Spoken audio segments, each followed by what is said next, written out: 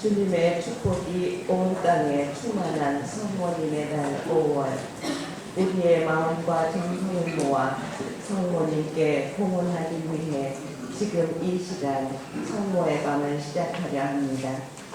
어머니이신 마리아를 찬미하는 이 밤, 우리의 보호자시며 전구자이신 평화의 어머니께 두 손 모아 간절한 우리의 마음을 드리며 어머니께서 보여주신 순명과 겸손을 본받아 예수님께서 가신 십자가의 길을 기쁜 마음으로 기꺼이 따를 것을 다짐합니다. 우리 모두 하느님 사랑과 이웃 사랑을 실천하는 참된 하느님의 자녀 되기를 소망하는 마음을 성모님께 의탁하며 성모의 밤을 시작하겠습니다. 모두 일어서십시오. 시작선가 244번입니다.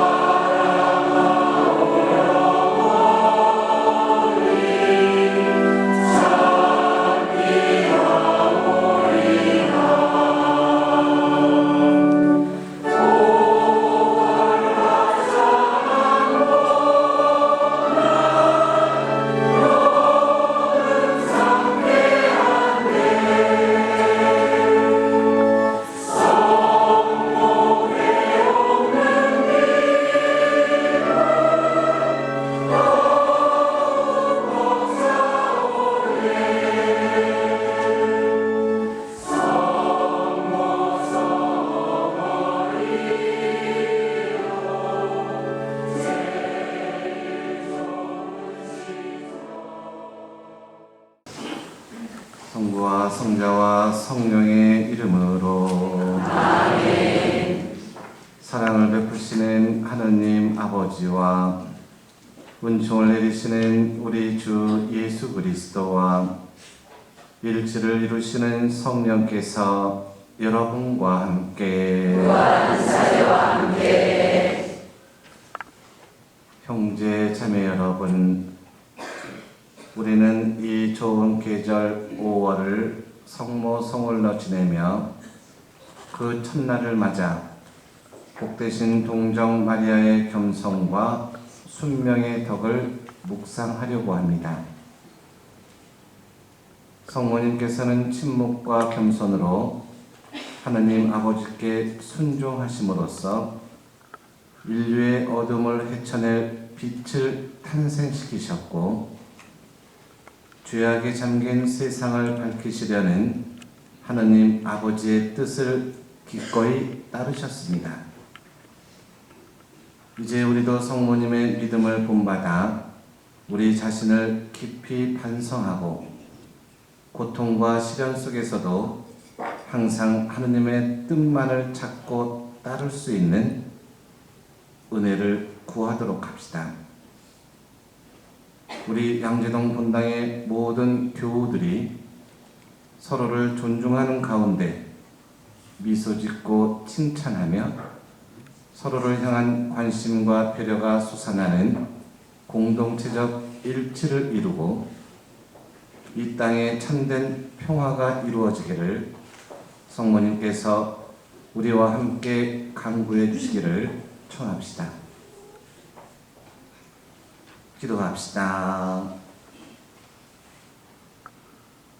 주 하느님, 예수님의 어머니 마리아와 함께 기도하던 사도들에게 성령을 보내주셨으니 저희가 마리아의 정구로 주님께 충실히 봉사하며 주님 이름의 영광을 말과 행동으로 널리 전하게 하소서.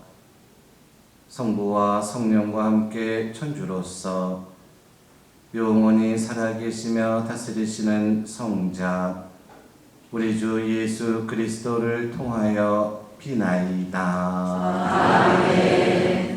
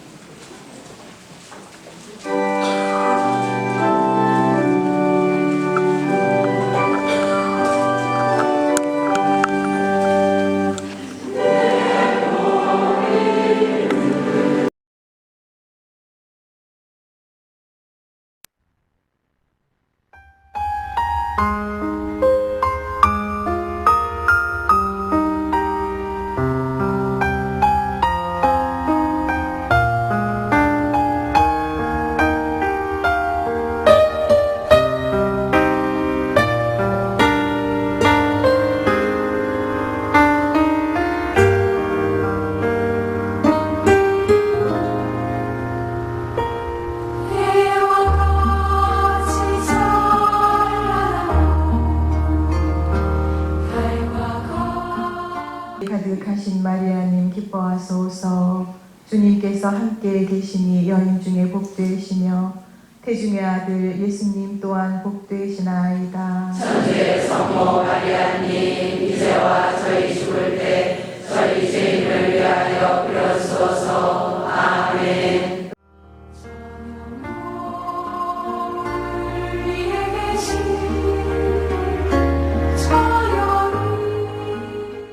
김신부가 해.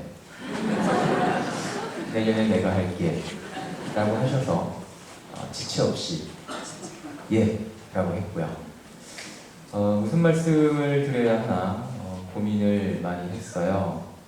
그래서 성모님에 대한 교리를 좀 말씀드릴까 했다가 아니야, 성모님의 밤에, 성모의 밤에 그런 아카데믹한 강론은 어울리지 않아 싶어서 그러면 어머니에 대한 좀 감동적인 예화를 찾아서 들려드릴까 하다가 그건 또 너무 형식적인 것 같고, 그래서 뭐 생판 남 얘기니까 이렇게 여러분의 마음을 울려드리기엔 모자랄 것 같더라고요. 그래서 무슨 말씀을 드리지 이렇게 고민하던 끝에 그러면 편하게 우리 엄마에 대한 말씀을 좀 진솔하게 드려보자 하는 생각이 들었어요. 물론 저희 어머니에 대한 이야기가 여러분의 마음을 울려드린다는 막 심금을 울리는 그런 이야기는 아니지만 그래도 제 이야기니까 준비할 때에도 좀 편하게 준비하고 말씀드릴 때도 좀 편하게 말씀드릴 수 있을 것 같아서 준비를 해봤는데 저희 어머니에 대한 말씀을 좀 드리자면 제가 느끼기에 저희 어머니는 일단 저 때문에 마음고생을 엄청 하셨고요. 1차적으로는 공부 때문인데 딱 봐도 제가 뭐 사고치게 생기진 않았잖아요. 하지만 문제는 공부를 그렇게 잘하는 아이는 아니었다라는 거. 반면 제 동생은 공부를 꽤 잘했어요. 제가 천재까지는 아닌데 그래도 한 영재쯤은 되는 것 같아서 공부를 좀 잘했는데 대신 성격이 더러웠죠. 진짜 농담이 아니고 진짜예요. 걔가 이제 고등학생 되면서 좀 괜찮아졌는데 그 전까지 정말 가관이었고요. 오죽하면 엄마한테 초등학생 때 자기 친구 형들은 공부 잘하는데 왜 우리 형은 공부 못하냐, 우리 엄마한테 따질 정도로 공부는 잘했지만 성격은 많이 모난 그런 애였는데 저희 어머니는 그렇게 공부 못하는 형과 공부 잘하는 동생 사이에서 저의 길을 죽이지 않기 위해서, 제가 장손이거든요. 할아버지가 외아들이시고 아빠가 오남일녀의 장남이시고 제가 또 장남이에요. 그래서 이제 제 길을 죽이지 않으려고 엄청 노력을 하셨죠.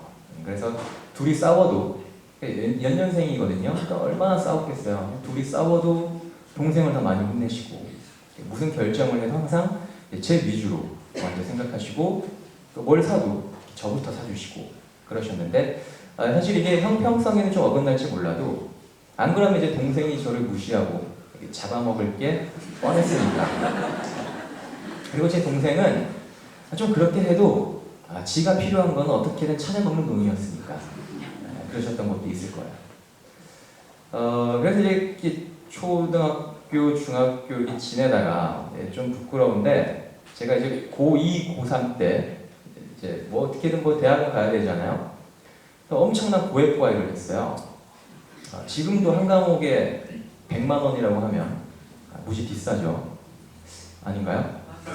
그러려니 하시나요? 아무튼 제가 이제 고2, 고3 때면 98년, 99년이거든요. 벌써 19년 전인데 그때 100만 원짜리 과외를 했어요. 수학을 너무 못해서. 근데 이제 수학만 했겠어요, 제가. 영어도 하고, 과학도 하고, 국어는 또 학원 다니고. 이러니까 이제 사교육비가 감당이 안 되는 거예요. 그래서 저희 아버지는 회사도 옮기셨어요. 제 과외비 되려고.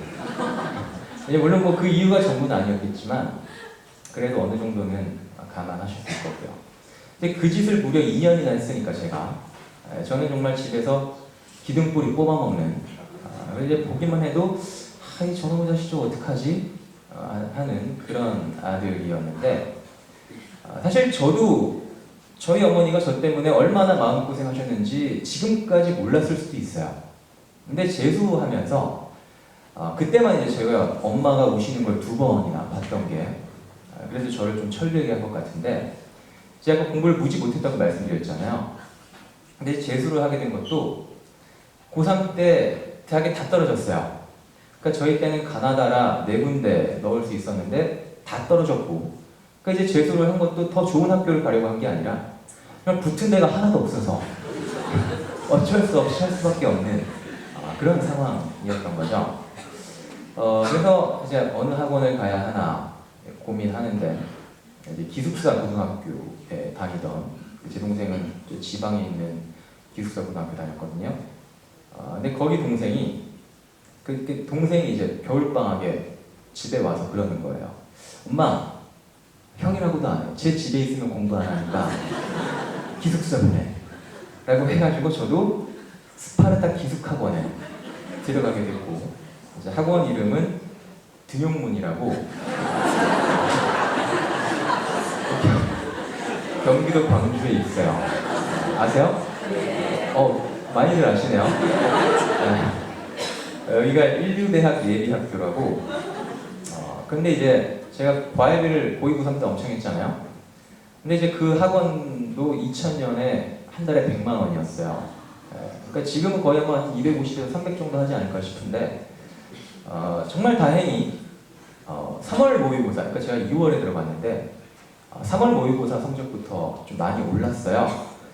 그래서 이제 그 학원이 외출은 2주에 한 번씩 토요일 점심에 나갔다가 일요일 저녁에 들어오는 2주에 한 번씩 시켜주고 공중전화도 3대밖에 없어서 막 전화하려면 막 줄 써야 되고 그랬는데 제가 요일도 기억해요. 목요일에 3월 모의고사 보고 이제 그 주 토요일에 외출이었는데 그래서 제가 일부러 전화를 안 했죠. 집에 가서 놀라게 해드리려고 성적이 생각보다 잘 나와서 그래서 이제 집에 가자마자 딱 문 열자마자 진짜 엄마한테 점수를 딱 말씀을 드렸어요.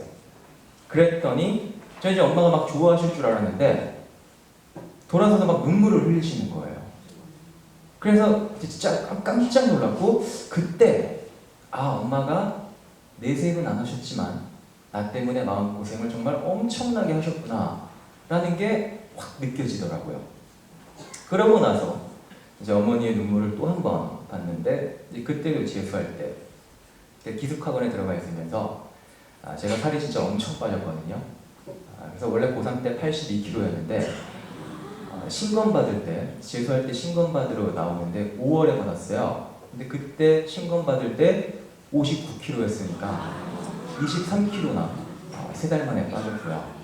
자, 학원에서 2주에 2kg씩 3개월 동안 매주 계속 빠졌어요. 그래서 이제 처음에는 엄마가 되게 좋아하시다가 나중에는 이제 너무 많이 빠지니까 학원에서 여름방학 하기 전에 생활 담당 선생님이랑 면담하시면서 또 오시는 거예요. 이제 어디 병 걸린 거 아닌가 싶어서. 그래서 그때 또 제 마음이 무거웠는데 얼마 전에 또 이런 얘기를 엄마랑 했거든요.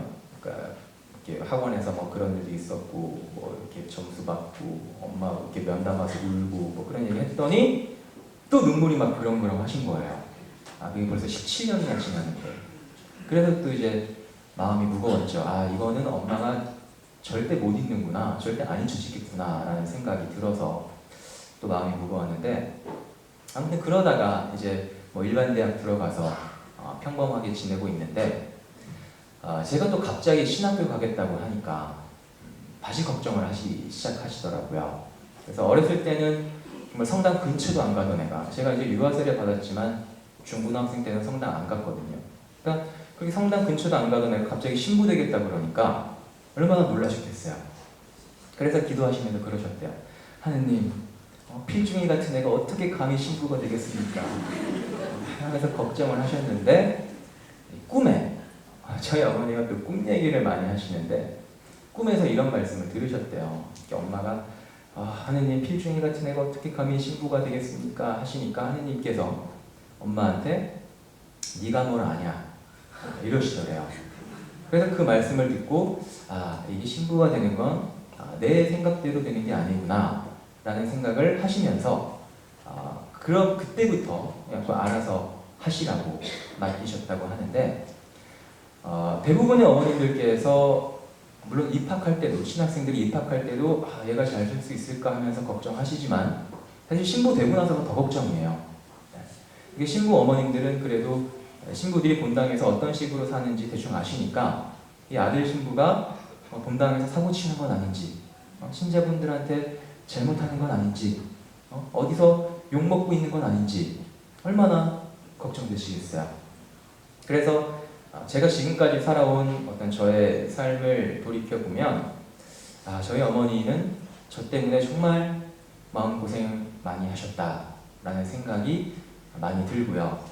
저 때문에 참기도 많이 참으시고 또 고민도 많이 하시고 또 걱정도 많이 하시고 하지만 항상 제 곁에서 제 편이 되어주셨고 그리고 아마 여기 계신 모든 어머님들도 마찬가지실 텐데 세상의 모든 어머니들은 항상 당신보다도 자식이 우선이시고요. 이런 성모님도 마찬가지이지 않을까 싶어요. 혹시라도 우리가 당신의 아드님 품에서 멀어지지는 않을까 항상 노심초사하고 계시면서 걱정하시는 거죠. 하지만 저처럼 어렸을 때 불효를 저질렀던 아들도 언젠가는 어머님의 사랑을 진하게 깨닫는 때가 분명히 오고요. 우리도 이번 성모, 성월이 성모님의 진한 사랑을 느낄 수 있는 그런 달이 될 수 있으면 좋겠습니다. 잠시 쉬겠습니다.